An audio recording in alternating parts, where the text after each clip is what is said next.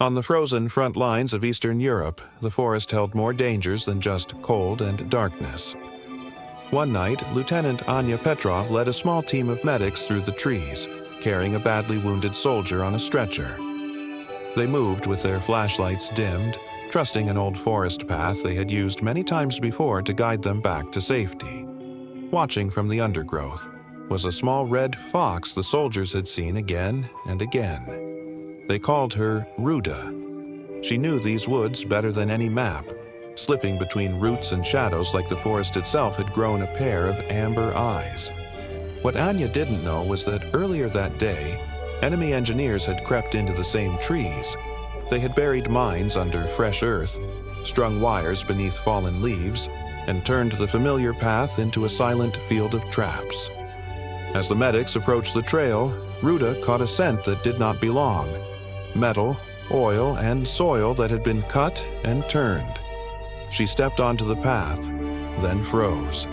Every instinct in her wild body screamed that the ground ahead was wrong.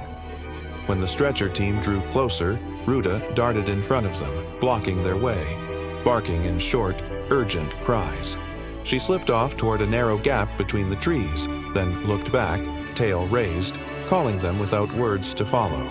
Each time Anya tried to push forward along the old trail, the fox jumped back in front of her, hackles raised, teeth bared. Not at the humans, but at the unseen danger that lay in their path. At last, Anya chose to trust the animal over her own memory of the forest. She ordered her team off the trail, forcing the stretcher through a rough, uneven line of trees where the soil felt old and solid under their boots. Minutes later, a blast split the night behind them.